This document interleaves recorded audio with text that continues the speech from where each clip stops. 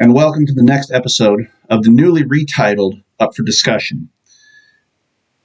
This is the episode preview for, as of the recording of this, tomorrow's West Performance Horseman that Teton Ridge is putting on with the American Rodeo in Arlington, Texas, at Globe Life Field. I did a little research and clarified some stuff because I'd heard a lot of wild rumors about this thing. I'd heard limited reining pattern. I'd heard just a fence work. I'd heard all this different stuff they were doing. They're doing everything by the book of the association's rules. The cutters are cutting. It's a true cutting.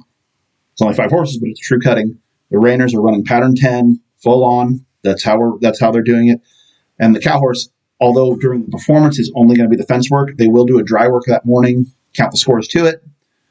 And the way that I've been explained is for just the fence work will be added in for the team scores. So it's fence work, reining, and cutting all added together for the team scores. And then that's how they'll place the team deal. Individual events, scoring as you know, your events from the NCHA, NRHA, and NRCHA.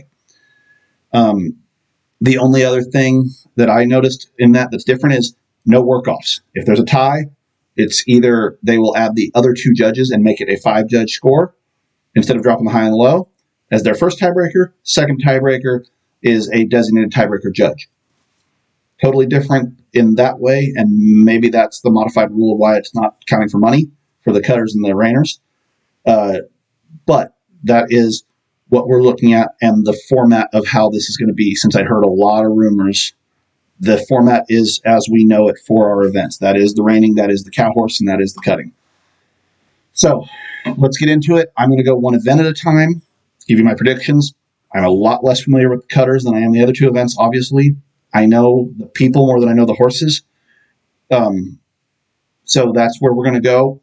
And this is what we will be looking at tonight in this episode. Now we'll cover the first event, the cutting. I will start at the bottom of the list and work my way up. Once again, 5 people, any of them can win it. Good horses all around. This is had to put them in an order. It's the only disclaimer like that I'm going to give today. So if you see this, don't be offended by my predictions. We'll start at number 5.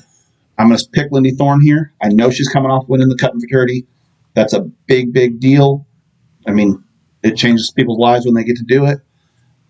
I watched Lindy ride. She's excellent at picking her cows. She's excellent at, she rides that level. She stays as good and centered as anybody, moving with her horses and everything like that. She's riding little Maddie Ray. I don't know this horse well enough to give you a good analysis on it. I do know that it's not the horse. It's not the fame level of the horses that are above it. I think Lindy is a strong competitor and could darn sure make me look like a fool and end up at the top. But I have to pick her. I have to pick somewhere. I'm going to start here with her at 5. Number 4, next on the list. This is probably my most controversial pick. I'm going with Austin Shepherd and Kittenish. I like this horse. I like Austin as a trainer. I really like him as a showman. It's a pair that could very well jump out and beat everybody. I see it as being much more of my gut going this way, and that's why I have Austin in 4th. But I could see him jumping all the way to the top, obviously, but from 2nd to 4th, I really had a hard time picking. I when I saw the list, 1st and 5th kind of came to me in terms of what I was looking at. 2nd through 5th, or 2nd through 4th could be anywhere. So I have Austin 4th. 3rd, as one of my friends came, this is the guy coming loaded for bear. Adon Banuelos and Allspice. Might be my favorite horse in the bunch when everything goes right. Adon is a heck of a showman, comes from a long line of showmen.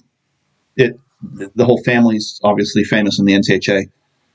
I'm looking at this as Adon could be the big, knock him out, win the whole thing, and walk away with a ton of money. Really looking forward to that. In 2nd place, I am picking West Galleon and Third Edge.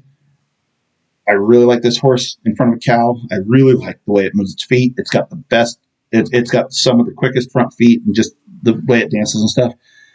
The reason I'm picking it 2nd instead of 1st, and I'm letting this is the separator between Wes and Lloyd for me, is I don't know what the cattle are going to be like, And Third Edge is really, really good getting across and being quick and moving around. And sometimes when you get cattle that push on you, those aren't the best horses for that environment. That being said, I'm assuming the cattle will be great.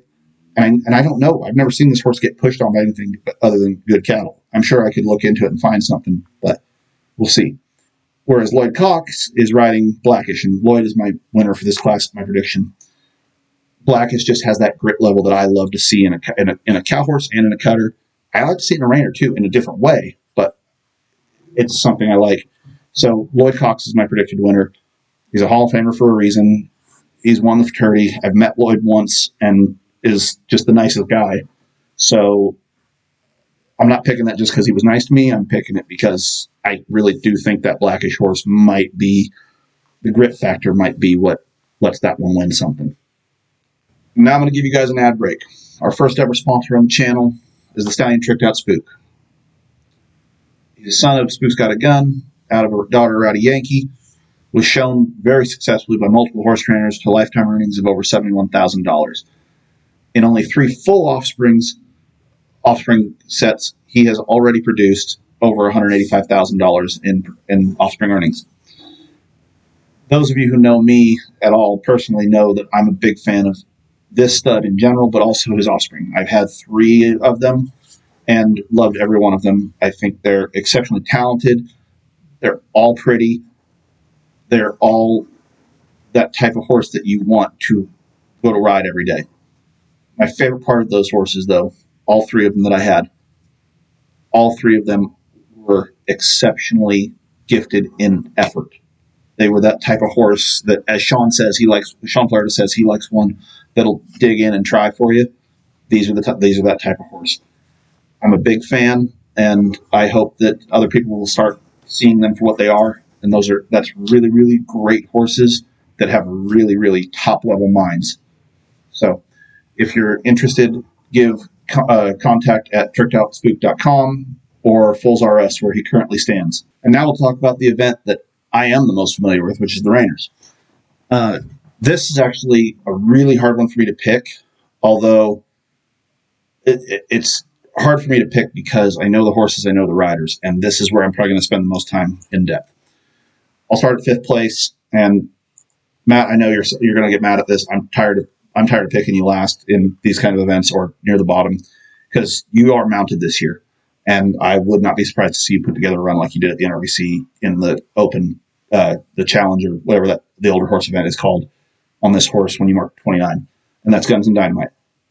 Guns and Dynamite is a dynamic horse, and it might be in the conversation with the 2 that I have as the best horses of the bunch. And I think this could be there. I'm almost talking myself into moving him up a spot because Guns and Dynamite is that good of a horse. Matt is an excellent showman when he's feeling confident and if he's got his mojo right. And that's where, he could step up. I've seen him beat every one of the other guys in this class. Matt is a hard one for me to predict, though, because this is where I predict him lower a lot of times in these top level events, is because he, as successful as he is, does not have the consistency of an Andrea or a Casey, doesn't have the legacy of a Sean, and that's where he and Fernando kind of are the 2 outsiders of that top 3 clique. But they both are talented enough to get there, and that's why it's hard for me to pick them that low because I like the horse. I actually love this horse, the Guns and Dynamite horse, and I've seen Matt show one really, really well and go market 29, especially this horse specifically. So if he has the run he had at NRBC last year, then he might win the damn thing. But I need to see it more often from him throughout his career, and that's where I'm struggling with this choice. And 4th, as you can probably guess, I have Fernando Salgado. Fernando is the one who surprised me most. He picked Pale Dunstar instead of going to be a big star. And I don't know whether he thought Pale Dunstar was feeling better as they were down there, or if he's saving Big Star for Scottsdale in 2 weeks for the Million qualifier. I don't know. I'm speculating completely right there. But it's an interesting thing because Fernando has got a consistency amongst his horses now that he didn't have 4 or 5 years ago. And I'm pretty sure he's the youngest guy of the bunch who's shown here. But Fernando is one of those guys that his detail-orientedness and everything has improved so much in the last few years that his horses are starting to look more like his horses instead of just, man, that's a good one because it's super talented. It is. He's turning out a good product consistently. And he proved it by being here. I mean, he was the money earner all year until the futurity. And the futurity is the only thing that changed where everybody landed, pretty much, because the 3 guys ahead of him are worth the top 3 guys money earning wise at the futurity. Sean won it, Casey was second, and Andrea was 4th and 5th. Fernando had a great year last year. I think he can continue it, and Pale Gun Star might be, in my opinion, the weakest of these 5 horses, but that's nothing to sneeze at because you got 2 of the best horses in the country in this, maybe 3 if you throw in Matt's horse, and then you've got three of the greatest showmen of all time in this field. So it's nothing to sneer at to even be there. But Fernando is my pick to be 4th.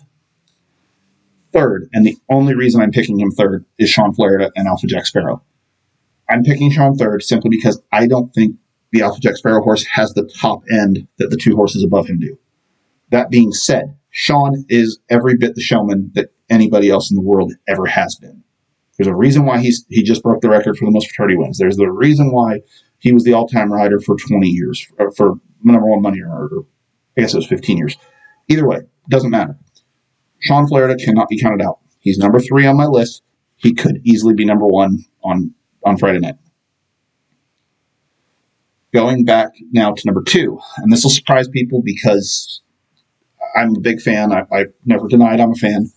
I have Andrea and Trash Talking Spook at number 2.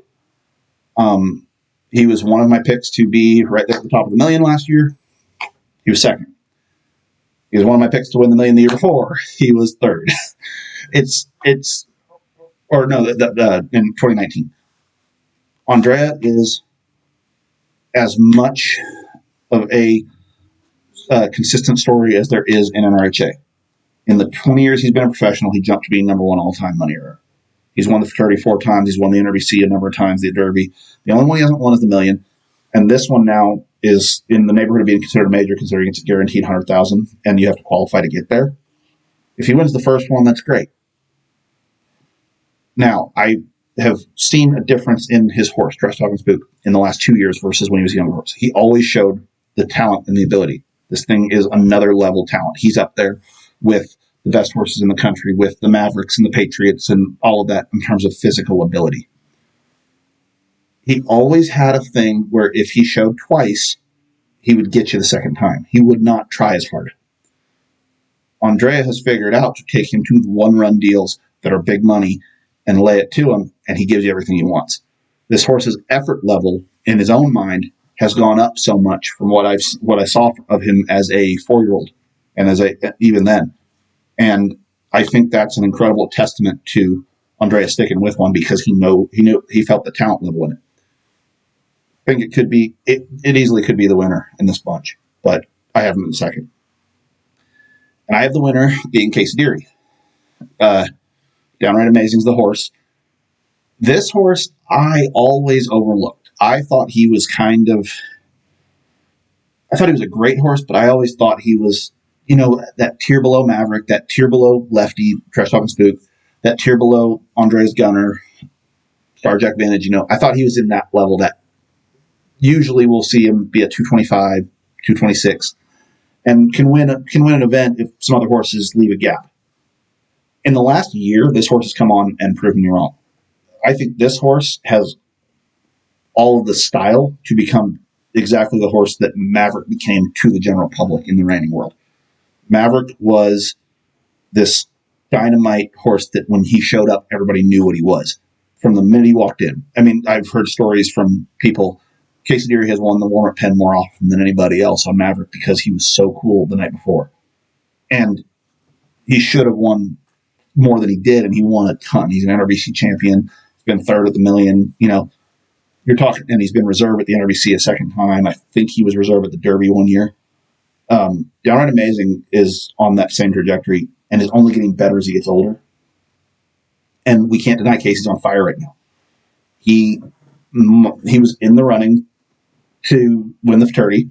He did win the Southwest fraternity. He marked a 33 on Maverick last year at the million. Like, Casey's showing as good as he's ever shown, and these guys got to get around him. So for that reason, I'm picking Casey top, Andreas second, Sean third, Fernando fourth, Matt fifth.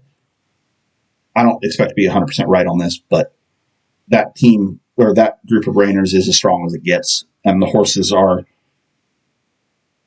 three of them are three of the best horses in the country, and two of them are that much behind. They're that good of horses.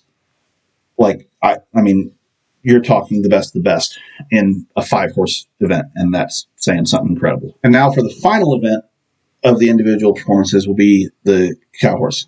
I'm predicting in order of fence work, not in terms of the whole class. I'm just doing the fence work for the team deal. My 5th place pick is, I'm going to use this more in the cow horse than anywhere else.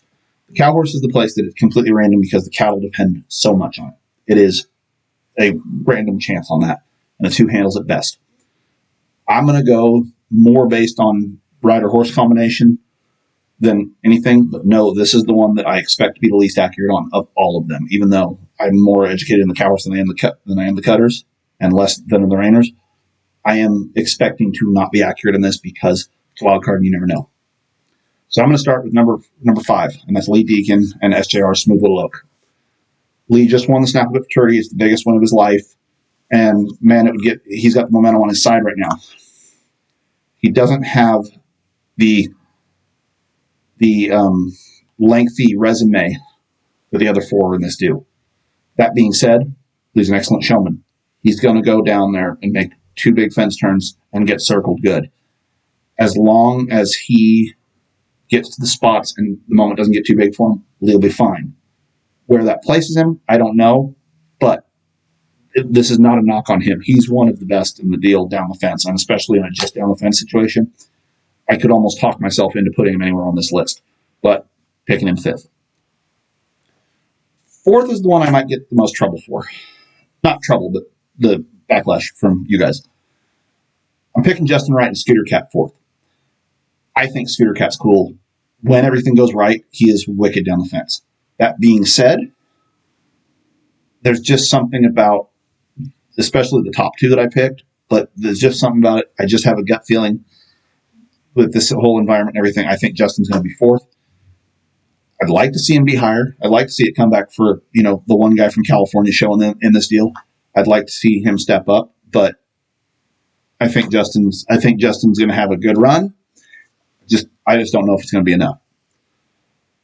3rd place, I'm going to go with Sarah Dawson and Shine Smarter. I think Sarah is incredible down the fence. And if you count in the rein work, she might win this whole thing. That being said, I think Sarah could be lethal for this event.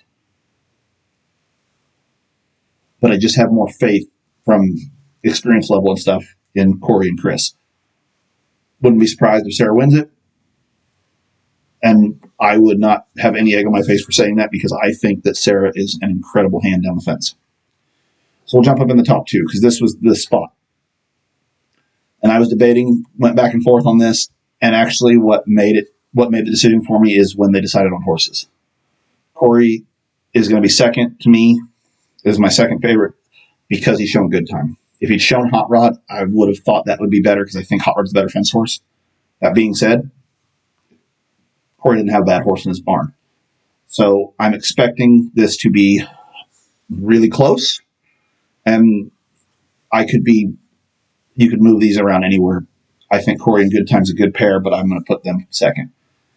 And I'm putting Chris Dawson at the top because I think Chris Dawson might be one of the best guys down the fence since the peak of, I don't even know. It's been a long time since I've seen somebody as good down the fence as Chris.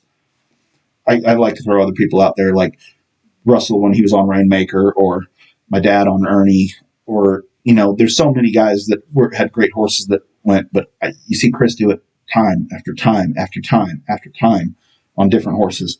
And Lay Down Sally, the CSR Lay Down Sally is such a cool fence horse.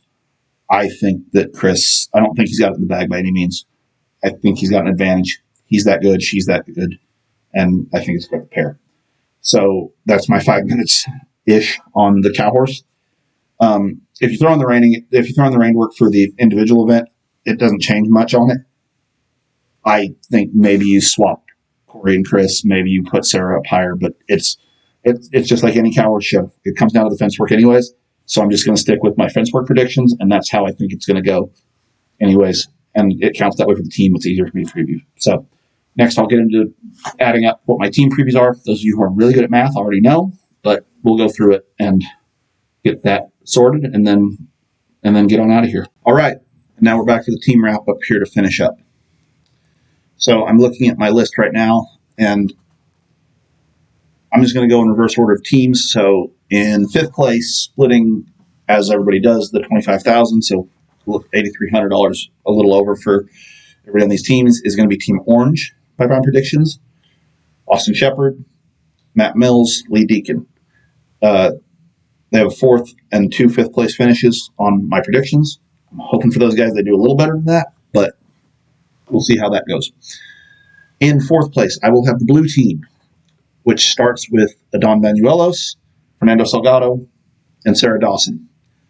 Now, that being said, this is the group that I'm probably underrating, and I will openly say that. I'm probably underrating them, and people will be cheering hard for this team.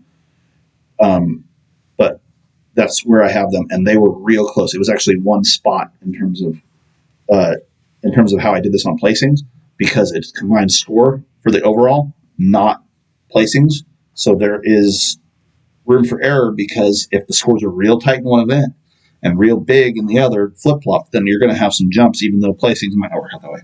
So remember that when you're watching tomorrow night or Friday night, that everything is based off the composite of all 3 events. So moving forward, number 3, I have the red team. Which the red team is Lloyd Cox, who I have winning the cutting.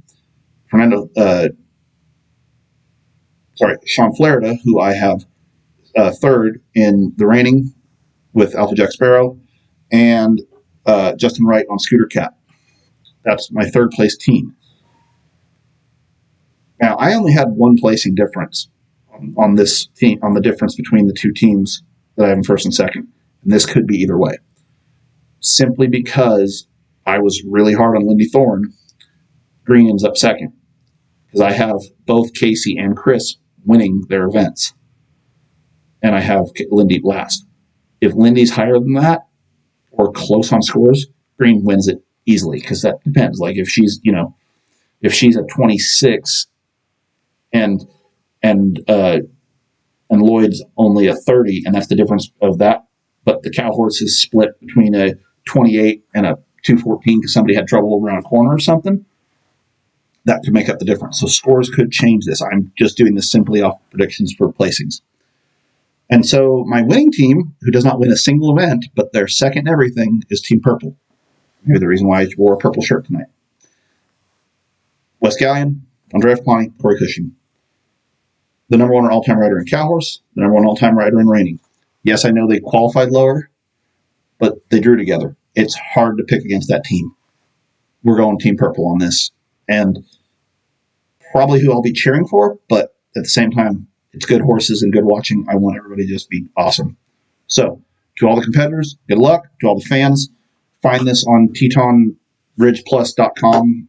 It's a free. The live stream is free. You just have to sign up for their newsletter thing. I'm not affiliated with them in any way. I just want people to know how to watch it. And let's have some fun with this. And I will see you all in the next episode.